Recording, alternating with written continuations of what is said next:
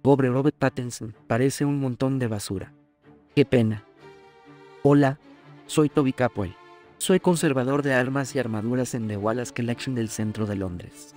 Desde pequeño he montado a caballo y luchado con armadura. He participado en campeonatos de combates acorazados en todo el mundo. Y hoy vamos a analizar el uso de armas y armaduras medievales en el cine.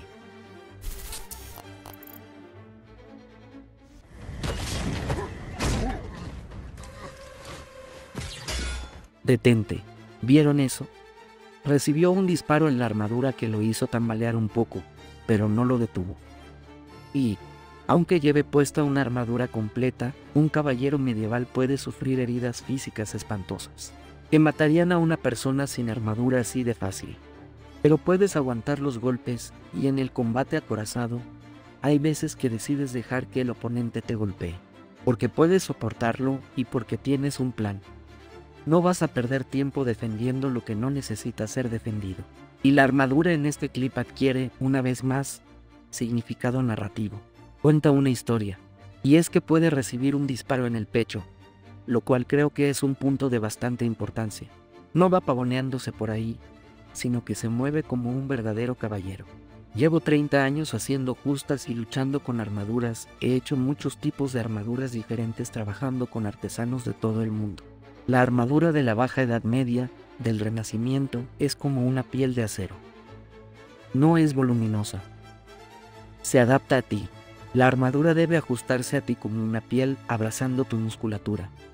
No tiene que haber mucho espacio ahí debajo. Se ajusta y se mueve contigo. Las placas son de acero templado y revenido de medio carbono, por lo que no tienen que ser gruesas y toscas. Se deslizan por encima de las demás y se mueven como te mueves tú.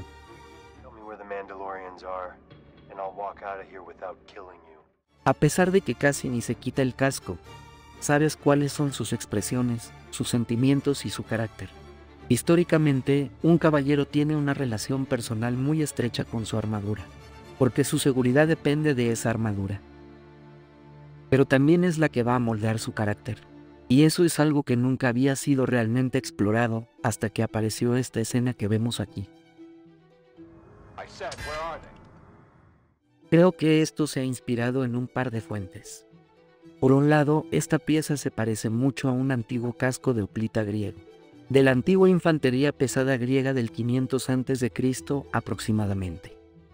Estos cascos con visor son muy distintivos, gracias a esos recortes para los ojos y para la nariz, además de tener las mejillas retraídas. En la Edad de Bronce, se intentó volver a diseños que protegieran la cara y la cabeza todo lo posible. Así que esa es la razón por la cual estos cascos tienen esos visores con un perfil tan cerrado. Esto fue imitado en Italia en el Renacimiento durante el siglo XV. Esto se expandió rápidamente.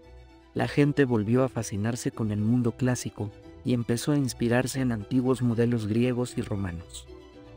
Así, este estilo de casco volvió a ponerse de moda en Italia y en Venecia, más concretamente en el Imperio Veneciano. En el siglo XV era mayormente utilizado por la infantería que disparaba ballestas y armas de fuego, y por tropas con armaduras más ligeras. Y en la época de la antigua Grecia, lo usaba la infantería pesada, aunque todavía tenían escudos para esconderse, y se protegían el rostro muy activamente, además de contar con sus armaduras. A esto le doy un 10. Vikingos es una fantasía, y deberíamos verla como tal.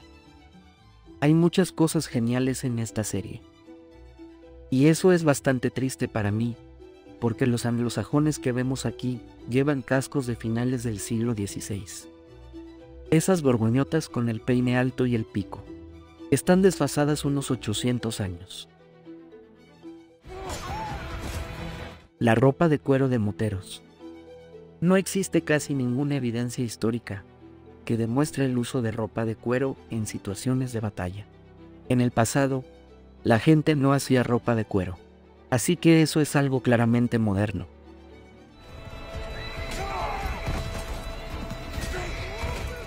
No tengo ningún problema con el hacha, pero sí con el hecho de que ninguno de los personajes principales lleve casco. No puedes acercarte a una batalla como esta sin un casco. Así que un hombre como Ragnar Lodbrok o alguien de esa talla tendría una increíble cota de malla. Luciría joyas y cosas de oro muy gruesas. Además de una espada dorada, no tiene por qué parecer un montón de basura de cuero. Le doy un 3. Could not be undone.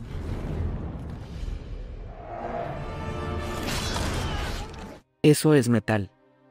Nada parece ser de metal excepto lo que está en primer plano. Toda esa decoración está grabada en el acero con ácido. Esta es la mejor armadura de la película. Existen muchas técnicas con las que se puede rociar plástico para que parezca reflectante y para que cada vez se parezca más al metal, pero jamás se comportará como tal. Se puede ver que sus armaduras son bastante flexibles. El metal cuenta con un peso y con una rigidez que el caucho, el plástico y el poliuretano simplemente no poseen. Ese ser pone un pie en la batalla y ya sabes todo lo que necesitas saber sobre él, gracias a su armadura. Han tomado estilos de armadura reales del siglo XV, en su mayoría alemanes, y los modificaron para que parecieran del XI. Sauron está portando una maza y las mazas existen. Esa es un arma que tiene una empuñadura de madera o de acero y una cabeza embridada o una hoja en el otro extremo. Así que todo el peso del arma se equilibra en ese extremo. Es un arma de contusión, con la que tratas, en vez de cortar o perforar a tu oponente, de atravesar sus defensas. Pero esta que vemos aquí es mucho más grande en proporción al personaje de lo que eran las mazas reales. Las verdaderas mazas góticas alemanas del siglo XV son, por lo general, bastante cortas. Medían aproximadamente un poco más de 30 centímetros de largo. Las cabezas de estas armas eran bastante pequeñas, pero tenían unas cuchillas muy afiladas, lo que permitía concentrar la energía del golpe en un área muy pequeña. Un arma no necesita ser enorme para tener el efecto que debe tener, pero todo lo que es enorme siempre se ve bien en pantalla, sobre todo cuando tienes a el Señor Oscuro de Mordor, y sirve para mostrar el éxito con el que se utilizan armas y armaduras, y para acercar personajes y conflictos a la audiencia. Esto merece un 10 también. Pobre Robert Pattinson, parece un montón de basura. Esto es una verdadera mezcolanza. Hay un par de elementos, como los hombros y la armadura corporal, que son vagamente del siglo XV, pero sin duda son de una generación posterior a la batalla de Azincourt. Su casco es absurdo. Quiero decir, tiene un dejo muy vago del siglo XVI, pero es muy obvio que le queda mal, porque es demasiado grande y tosco. ¿Esto es en serio? Bueno, se supone que esta es la batalla de Azincourt de 1415.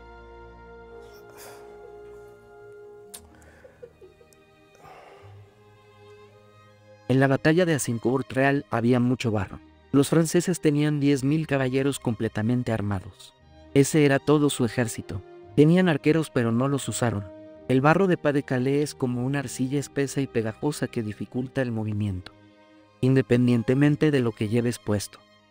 Se cree que la armadura marcó la derrota francesa en Azincourt, como si la de los franceses hubiese sido pesada y los ingleses hayan sido más listos al evitarla.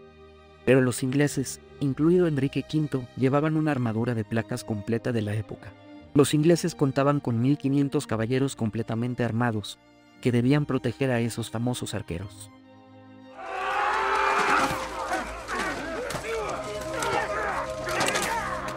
Creo que esta representación es bastante acertada, ya que ese caballero es alguien que ha sido entrenado para luchar y matar gente desde que era un niño.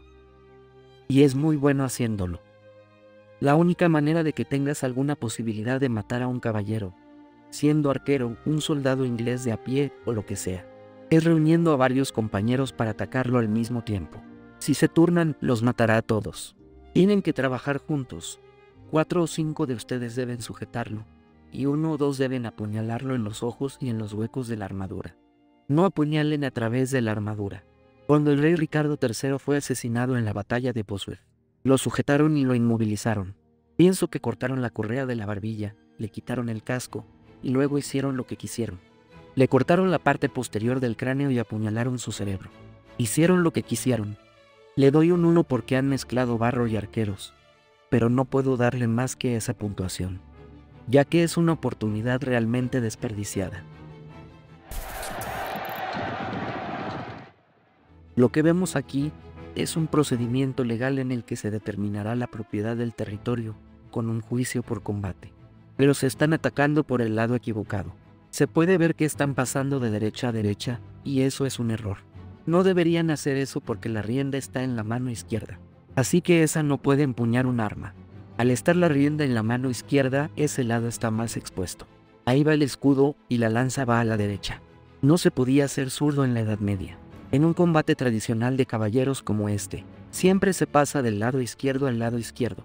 Tirar a alguien de un caballo es muy difícil. Y solo sucede cuando confluyen ciertos factores claves. El momento, el impacto y la empuñadura de la lanza en el cuerpo tienen que ser los correctos. Además del momento en el galope del caballo en que el jinete es golpeado, muchas cosas contribuyen a la probabilidad de ser desmontado. Por regla general, es sabido que es verdaderamente muy difícil lograr separar a un buen jinete de su caballo y por eso no es muy frecuente. Si esto estuviese ambientado en el siglo XV, cuando existían las armaduras de placas completas, ser atropellado por un caballo no era mortal. Lo he visto con mis propios ojos. Esta es una lección un tanto extraña, porque el Cid Rodrigo de Vivar es una persona real, pero vivió en el siglo XI a finales de los años 1000. Pero esto que vemos aquí en esta escena, se parece mucho a algo de principios o mediados del siglo XIV. Las espadas de dos manos del siglo XVI han aparecido. Tendemos a asumir que una espada más grande golpea más fuerte que una pequeña. Estas no son armas de fuego. Esta no es una espada de mayor calibre. No existían las espadas de dos manos en la época del Cid. Lo que Charlton trae puesto aquí es lo que tradicionalmente se conoce como malla tejida. Es una prenda de punto, tejida con grandes agujas de tejer. Por eso se ven grandes bucles en el tejido, que luego se planchan, se rocían de plata y parece una malla, o creen que lo parece. Porque en realidad no se ve como una malla verdadera, pero ha sustituido a las mallas durante muchos años. Y está bien, pero para escenas alejadas. Aún así lo pensaría, pero no puedes tenerla en primer plano. Le doy un 5.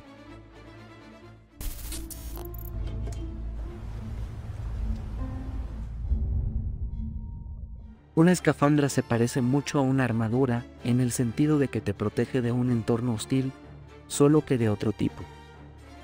Eso es completamente falso porque no cuenta con suministro de aire.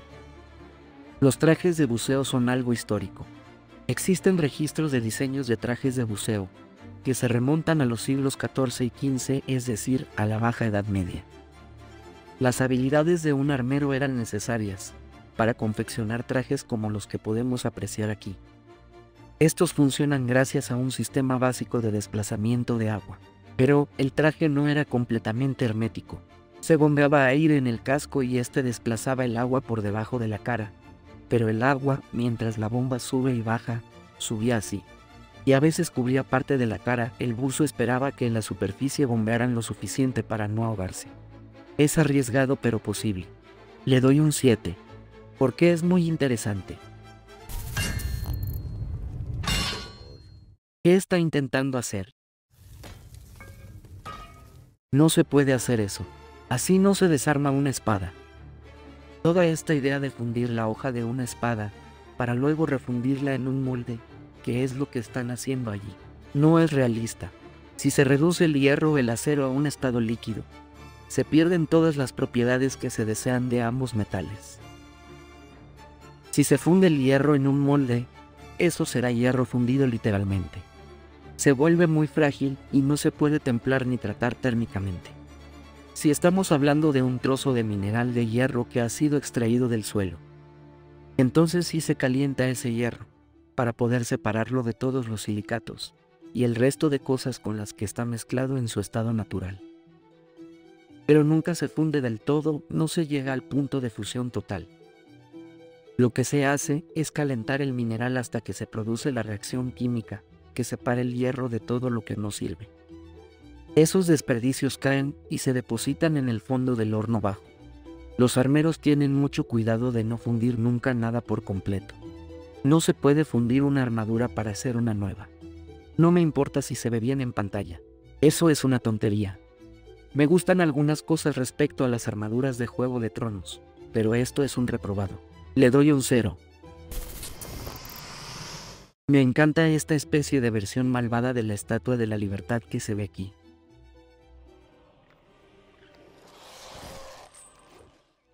Creo que la estrella de esta escena es el mayal. Los verdaderos mayales provienen de las herramientas de labranza, como por ejemplo de los bastones articulados que se utilizan para trillar el trigo.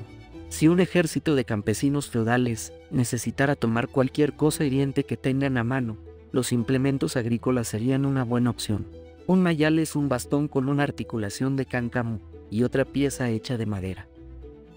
Cuando esta idea se tradujo en un arma que contaba con un uso más popular, se le añadió un tramo de cadena corto entre la vara y el extremo de la misma. Los mayales, casi exclusivamente, eran un arma de infantería de clase baja y de soldados comunes.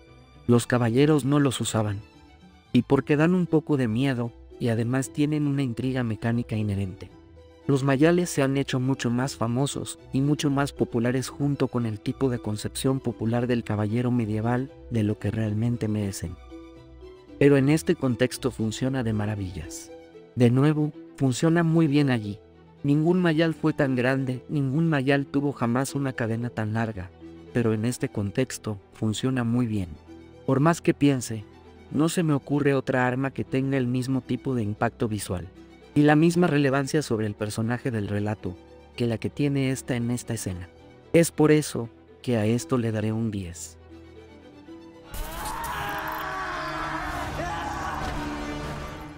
Ya hubiese muerto. Sin dudas, un hombre solo no puede atacar un muro de escudos así. Nadie usó escudos rectangulares. Eso es ridículo.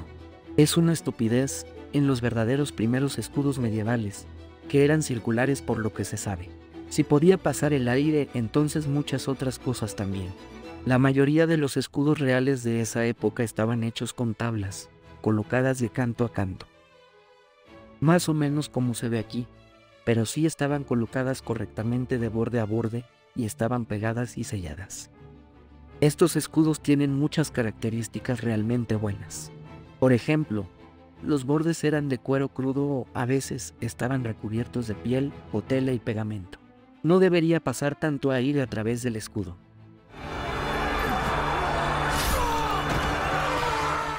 Ese hombre ha sido apuñalado justo en el pecho y por entre las placas de la armadura. En esta escena, los cineastas nos están mostrando cómo su propia armadura inventada no funciona en absoluto. Ahora bien, si le dieran de lleno en el pecho con una lanza empuñada por alguien que sabe usarla, su armadura textil acolchada y de cota de malla, que es lo que debería llevar, o incluso quizás una armadura de escamas, quizás tampoco lo soportaría. Lo siento, pero aquí no hay nada sustancioso. Le doy un 0.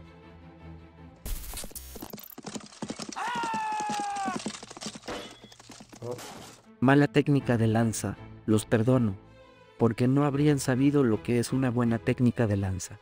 Es algo muy común en las secuencias de justas en las películas, que los jinetes bajen su lanza a una posición horizontal, y que luego se pongan en marcha y galopen manteniendo su lanza siempre en ese nivel. Pero eso no se hace. Tienes una lanza de pino de 3,5 metros y el caballo sube y baja mientras la sostienes. Es inevitable que haga esto y la lanza tiene una cabeza de acero en el extremo. Es decir, hay peso en esa punta. Y muy pronto, la lanza estará fuera de control y no podrías golpear nada con ella. No tienes ninguna posibilidad de controlar esa lanza.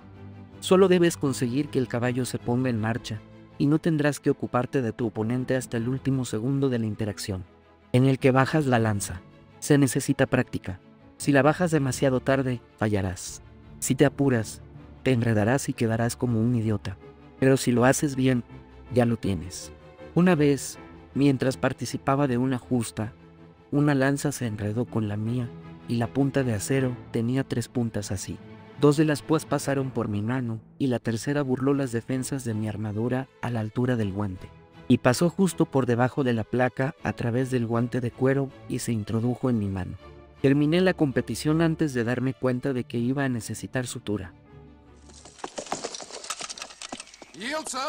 I have the advantage. Esa es una armadura de metal hecha de aluminio.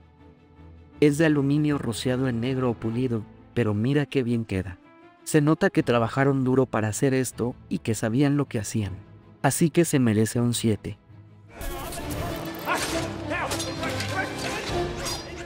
Los proyectiles de las armas a distancia tradicionales, como el arco largo y la ballesta, no se mueven tan rápido, pero aún así, se mueven bastante rápido.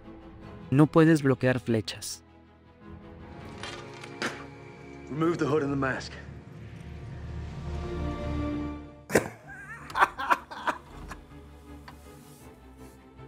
Lleva un atuendo interesante. ¿De quién se vistió?